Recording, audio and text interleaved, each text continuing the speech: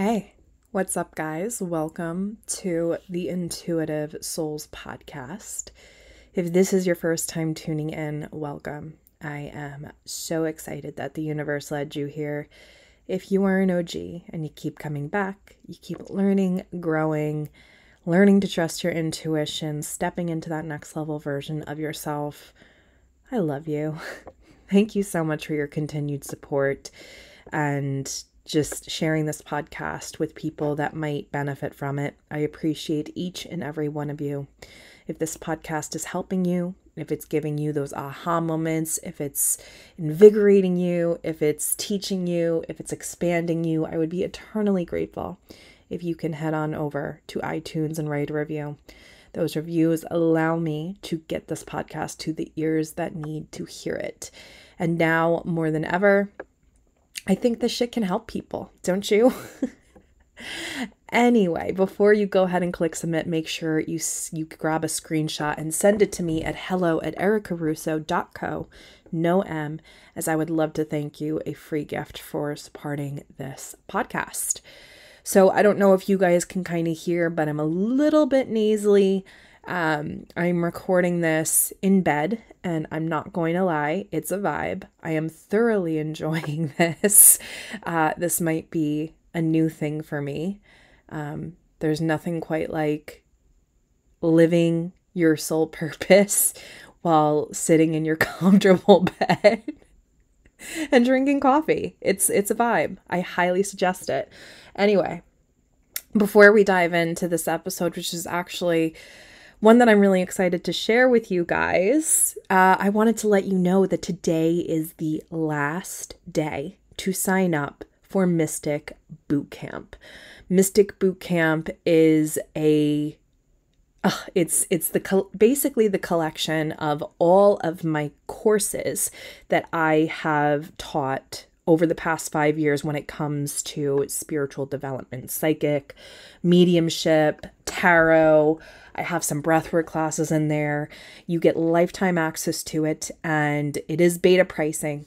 So I believe the value is well over $2,000 for everything, and you're getting it for like a fraction of that because it's beta pricing. This is a new offer, and you're also getting access to 4 live coaching calls in the month of October, where I'll answer your questions. We will do some exercises and all of that great stuff in those coaching calls as well. And obviously they're going to be recorded.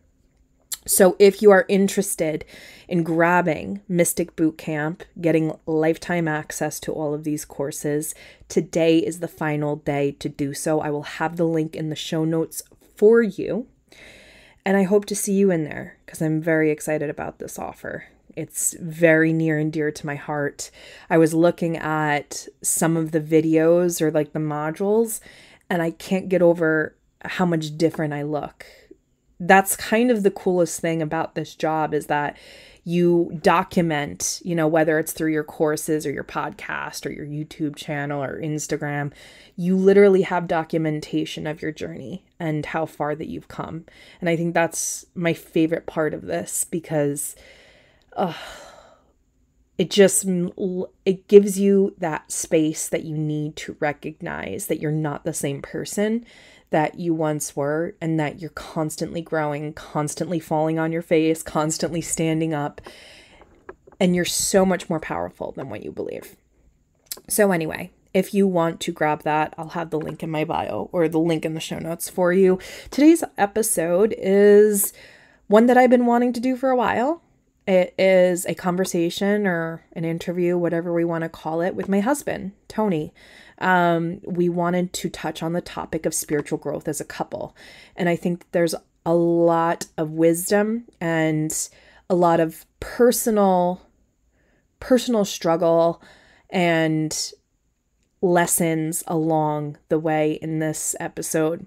I'm really proud of him for how far that he's come in his journey in his business, and I hope he can say the same for me, which I know he does. But this is a great episode for couples.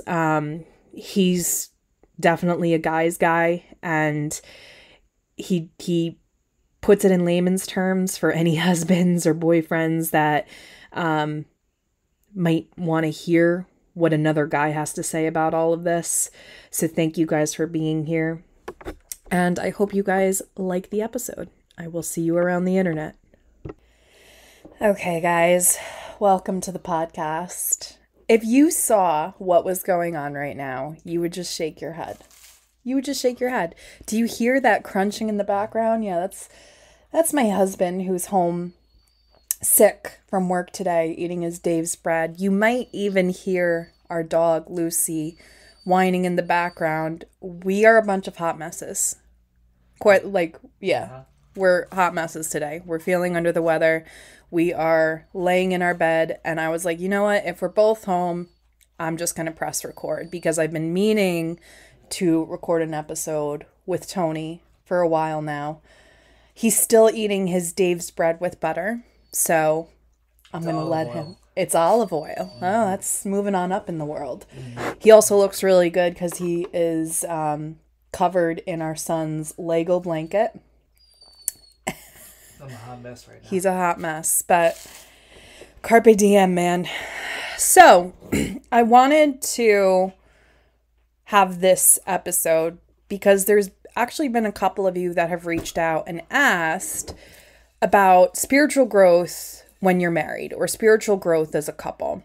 And I think it's a really interesting topic, and I figured what better way to talk about it than to bring my other half on and introduce him. That's me. That's you. Can you come closer?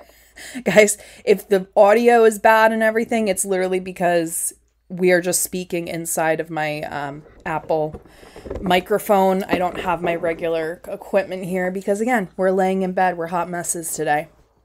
So, Tony. Erica. Hi. Good morning. How are you today? I'm ready now. You're ready now? Yeah. How's that Dave's bread? It's delicious. Yeah. You guys should try it. It's the greatest thing since sliced bread. How's your coffee? It's good. Hot. Good. So, why don't you tell us a little bit about your backstory? Sure. And your journey, because I think that a lot of people can resonate with you and, you know, the mountains that you've climbed to get here. So I want to start off, I'm going to go back to, since we're on a spiritual topic, I want to go back to when I was 8. I was very anxious even in like second grade. I remember like teachers talking to me about it and being like, why are you always so worried? What are you such a worry wart about? And yada, yada, yada. So I think I battled with anxiety on some level since I was like literally 8. And then up until I was 20, I was pretty okay with it. And then throughout my 20s, I think it just got worse and worse as we, more and more pressure goes on us. And by the time I was 30, I basically had a full-on like kind of meltdown. And it was a very dark, it was by far the darkest time in my life because I was very scared. Luckily, a ton of people would tell me, hey, you should meditate, hey, you should meditate, hey, you should meditate. And, being a guy, I was kind of rolling my eyes at them. I'm like, this meditation, first of all, even if it does work, it's not enough time. Like, it's going to take weeks and months and years. And, but anyway, I gave it a shot and, it literally saved my life. And, I'm still not perfect with it today. I don't meditate as much as I should, but I try to get it in a few times a week. I am pretty busy. But, I can't say enough good things about, going down that road. But, I think to be like an American guy, you got to be a little bit open-minded about the whole thing. And it's, it's weird, to a lot of American males, it's kind of, strange or weird to meditate, and it's kind of like in some ways it's like a sign of weakness, I guess, but I could care less. It saved me, Yeah, so let's go back to when you were 30, because that was a really dark time for both of us. You were dealing with, there was just so much on our plate back then. I think that was around the time you were opening up at least another store. So for those of you who don't know, Tony and his brother own 5 different sandwich shops in the New York and Connecticut area. And it is stressful as fuck. And it's a lot to have on your plate. As much as, they love what they do, we definitely see how it affects them because it's a lot of responsibility. I think, how many employees do you have? Anywhere between like 35 and 45 employees. So by the time we were 30, we already had like probably 30 people working for us. Yeah. There's some 30-year-olds that, are still hanging out in their parents' basement, Yeah. So it's a lot. It's a lot, but let's circle back to when you were 30 because that was kind of like the turning point for both of us as far as our spirituality was concerned and our personal growth, because I remember how bad you were struggling back then. And I remember the day that I had the intuitive thought and I told you, why don't you just start meditating? And you did. And you started watching Leo on YouTube. Yeah, Leo Gura. And then I started, I started watching so many people. Like, I just started going crazy with it. I was like, Sadhguru and Adyashanti, I know. Adyashanti, Eckhart Tolle. I mean, a lot of these guys are enlightened. If you guys don't know what that means, it's like a state that you can attain. It's a very it's a hard thing to explain. That would almost take another episode almost to. Basically, your ego is gone. Yeah, or at least minimized to a very, very low amount, so that inner talking is kind of ceased to existed, and you're just kind of in a peaceful, blissful state. But anyway. So you started meditating, and I meditated a lot. You meditated a lot. I meditated so much. I think I meditated more in like 3 years than the average person did in like 10. Honestly, I was crushing hours, man. Yeah, it was a lot, but it saved me. Yeah, so I think you just started with like 2 times a day, 20 minutes a day, and then I think you started noticing the results. I started noticing the results within a week. And I remember saying to myself, if that can do that for him, what can it do for me? And that's what I started. I started my own daily meditation practice. And that's kind of when I started going down the road to psychic and mediumship development. And you know, at that point, we were both on the spiritual path, but both of our paths were so different. Like, you were doing, what was that, like strong determination sitting? That was wild. I was doing crazy meditations. Like, I was just trying to like fix myself, guys. I was in such a bad spot. And then I think within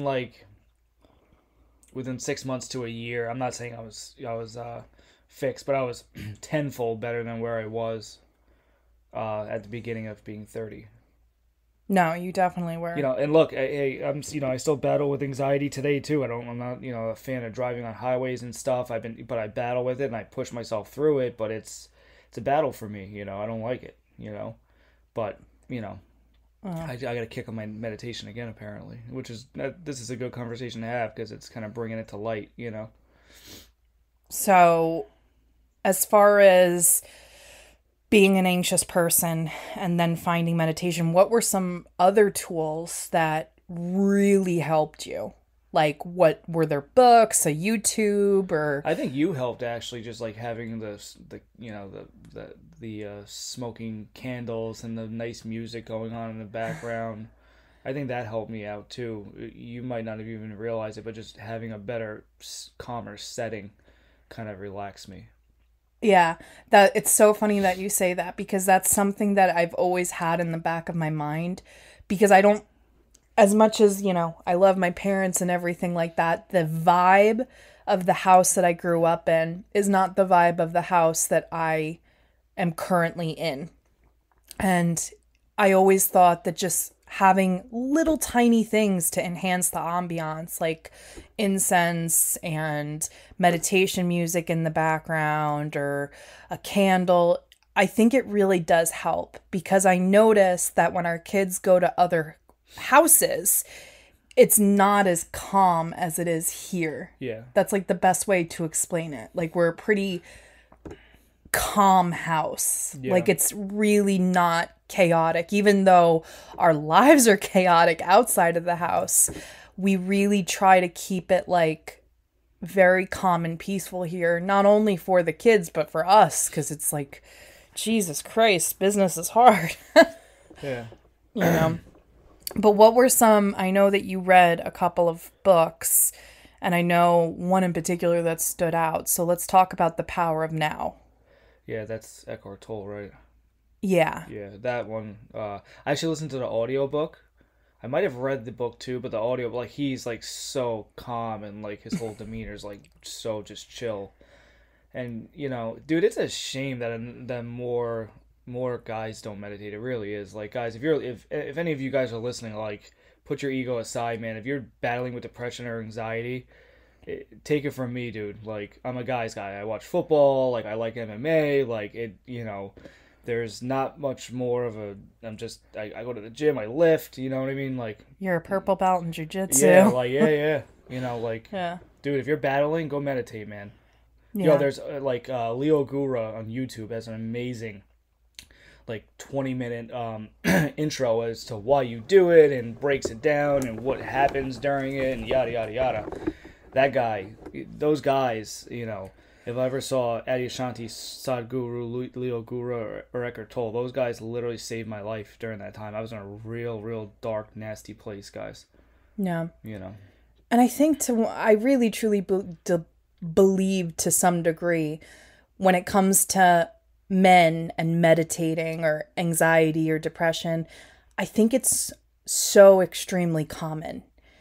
And I think that the biggest thing is like, we automatically think that, you know, if you're in a rough spot, you go to therapy. And honestly, if it's working, it's working. But I have found that somatic healing practices like breath work as well as meditation do far more than talk therapy. They've been doing it for 5,000 years for a reason, meditation. Even if you go to like a Buddhist monastery or something, we got one close to our house here. I don't know where you guys are listening from, but like if you go to these places, it's just so chill. Yeah. But yeah. For sure. So let's talk about spiritual growth as a couple, because obviously the people listening are interested in personal and spiritual growth. And I think that the topic of spiritual growth as a couple is something that you really need to talk about, because unfortunately, it's usually the thing that ends the relationship, right? If somebody is very much on the healing journey and... All I can say is guys, just be a little bit more open-minded. Like, you go to like India or something like that, or, you know, dude, there's guys there meditating. You know what I mean? Like, it's just in this country, it's like, you know, I think it's kind of coming around a little bit. I think some guys do, they just never talk about it. Maybe, I'm not sure, but there's too many people out there stressed out and hurting. And dude, you don't, you know, I'm not saying to not go to therapy, you know, but meditation's natural, guys. It's a game changer. It really is. It really is. They did a study on it. You grow the gray matter in your brain within 8 weeks. It literally, like, it's almost like working out. It, like, builds up your brain. Yeah. Very interesting. Very interesting. But yeah, so let's chat about, you know, obviously I'm a very spiritual person. Obviously, if you walk around my house, there's crystals and a bunch of stuff. Buddhas, all of the above, candles and everything like that. And a lot of times it's the woman that starts going down the spiritual route and learning all the metaphysical things, and the husband kind of rolls their eyes. But I think you might do that to an extent, but I think that because of your own personal journey. I think I've only talked to like one guy. And I talk to a lot of people every week. I've only talked to one guy that like willingly came out. It's like, yeah, I meditate, but you know, you don't know how much he's actually meditating. But like, think about that. I've talked to thousands of people on some level about meditation, and one guy has came out and been like, yeah, I meditate. It's telling you right there. This country is just be open-minded, man.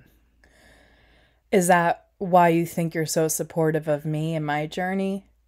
Is that you just try to be as open-minded as possible? Yeah, because like I think honestly I was seeing the results and like tenfold. Like I had a bunch of, experiences during meditations and I was like, wait a second, something's awry here. This is crazy. And so like when you're telling me about certain things that you've seen or done or, whatever, I don't Doubt it. yeah, I don't kind of wash it under or kick it under the bed and kind of roll my eyes at it where I think a lot of other guys do. And I also think that I'm the sort of person where it's like, I'm not going to talk about the things that I see on the spiritual level unless it's like, oh shit, because I don't know. It can get a little out of hand when you think that like everything that you feel or sense or see is like. I could see that being hard for the ladies though, like when they're trying to go down or start their path and then all of a sudden like the guy's not doing anything spiritual whatsoever and then, maybe it's just a tough spot because a lot of these guys are closed-minded. Yeah. And how do you even, if the lady's going down this deep rabbit hole of spirituality, like how does, it's just hard, And guys, I'm not saying you gotta like hang crystals off of your ears either. Like, you don't gotta get that extreme. You know what I mean? I'm just, if I can recommend anything though, meditation. Yeah. Yeah. I also think too, I mean, this is my personal thing when it comes to spiritual growth and relationships and marriage. You have to remember at the end of the day, before you were spiritual, before you started walking this path, you guys are friends. You guys are friends. You're on the same team. You know what I mean? Like you decided to create, oh, he's giving me a kiss on the cheek. That's very sweet of you. Even though I hope you're not getting me any more sick with your germs. But at the end of the day, you said I do because you wanted to create a life with this person. And when you commit to that, I think it's important to remember that like when you marry someone, you're going to see them. I think they say, like I watched a thing the other day, like every 7 years your partner changes. I think I change every year, honestly. Yeah, dude, I was just telling you the other day, like, I saw so much growth in you this past year. Yeah. Like, you always, like, worked out and stuff, but not this consistently. And then, like, you're just, like, on fire with your social media stuff right now. And just, like huge difference from year to date with you. I don't know what clicked. It was like a quantum leap. Yeah. So, like, that's the best way to describe it. Very, very admirable. Thank you. But yeah, let's just, again, you guys are on the same team, and I think that it's not a good idea to think that you guys are always going to be at the same place at the same time when it comes to your growth and healing. But so long as you guys can just be balance it out, other, you know what I mean? Like, that's the biggest thing. I think that, like, I've seen a lot of growth with Tony, and I felt like I was a little left behind, but it's just, you're always going to balance each other out. You're always going to find a good place when it comes to healing and growth. But I think the biggest thing is you both need to want it. You both need to want to grow. You both need to want to get better and heal and become the best versions of yourself. And if you don't have that, you guys got to be supportive of each other, man, Yeah. As long as the other person's not going down a bad road, like, be supportive of each other. If he or she's going through a hard time, dude, be there for them. Say, hey, what can I do to help you right now? Is it me watching the kids for a couple hours, or is it you telling him, hey, go out with your friends? You know what I mean? Go blow off some steam. Is it each of you telling each other to go to the gym? Like, help each other, man. Be friends. Yeah. Too many people forget that.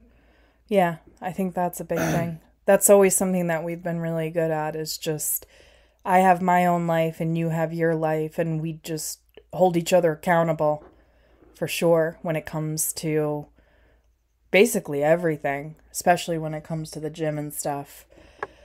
But yeah, I think the biggest thing, if you're on the spiritual journey or personal development or healing journey and you're in a relationship, I think it's really super important for both of you to be committed to it. You don't have to be going at the same speed. You don't have to be, neck and neck with each other, but you both need to be committed. And I think it's a beautiful experience when you're both committed to growth, and then you can look back in 5 years or 10 years or 20 years, and you can you're the first one to witness the growth within the other person. And it's just really incredible because you get to see the potential in this life, honestly. I'm not going to defend the guys here for a minute, Mrs. Russo. I'm gonna tell you something about us and boys, give me a little round of applause here too when I say it is, dude, we're under a lot of stress, us guys. We got to pay, a lot of us got to pay a lot of bills and pay for, and try to be good dads and try to be good husbands, and we're under stress too, ladies. You know what I mean? Well, you understand that, but I feel like some of the ladies out there don't get it too. Dude, we're stressed. You might not be seeing it, but we're under pressure cookers, man. No, I get it. And that's not out there enough, and it's kind of bullshit. I'm sorry, Mrs. Russo. I didn't say. No, you get it. You get it. Yeah, no, it's freaking stressful. But dude, I think that it's a different sort of stress. I think that everybody's under stress at some point. Even the ladies as well. Everybody's stressed out. I think we all just need to love each other. Yeah, kumbaya. Yeah. Yeah. No, I get it. I think a big thing is awareness and just being open-minded, whether you're the wife or the husband, just being open-minded to what they're going through and what stress is on their plate and what burdens they have at the moment and everything like that, because that's really, everybody's fucking stressed. Yeah. Everybody. It's guys, gentlemen, you don't need to meditate long. 15 minutes a day. Just start with that. Something. If you're hurting, yeah, you got anxiety, you got depression, or you just got a lot on your plate right now. You're feeling those pressures. Just put your ego aside and try it. That's all I'm saying. It takes some time to work, but I really don't think it takes that much time. I saw such a difference in you within a week. Yeah. But you were doing it 2 times a day. I mean, I was going crazy at one point. And I was doing probably 2 hours a day. I was doing it when you guys were sleeping. I was meditating. Yeah. But I think, if you, even male or female, if you're finding yourself in not a good mindset, you're stressed out, you're just feeling the effects of this chaotic world, meditate every day. Once isn't going to be enough. Hate to break it to you. Try a daily meditation practice and then check back in within 2 weeks. Especially if you have a career where you're going in at X time and you're leaving at X time. I don't have that. I don't know. I have theoretically what time I'm going in tomorrow, and then that can get thrown out the window. That can be going in 2 hours earlier than I'm anticipating. So it's kind of hard for me to kind of set that kind of pace. But if you got a 9 to 5 or something, or if you're working from home, you have zero excuse not to put 15 minutes away, half hour away a day to try it. Yeah, for sure. I feel like you're calling me out. Well, you meditate daily, don't you? No, I meditate daily, but it definitely, I notice that you also get used to it, just like you go to the gym and you do, you plateau. And I noticed that my daily meditation, morning meditation, really wasn't the mornings helping. The mornings are a little rough, man. If it's too early in the morning, you're half asleep. Really, the golden hour to meditate is 9 a.m., but who the hell can do that? I can. Some people can. They're at home. Yeah. It's great. But no, I had to go to 2 times a day. That's why I'm here, that's why I go to bed so early, because I'm doing at least a 20-minute meditation before I go to sleep. But yeah, anyway, thanks for coming on. Did I do good? I think you did good. It's my first podcast, guys. Yeah. Let me know on Instagram if you'd like him to come back on and share even more about his journey and building businesses and all that good stuff. I love to come back on. I know. I'm a chatty Cathy. You are a chatty Cathy. Yeah, you really are a chatty Cathy. All right, guys. Thanks, Ton. Thank you, Airy Love.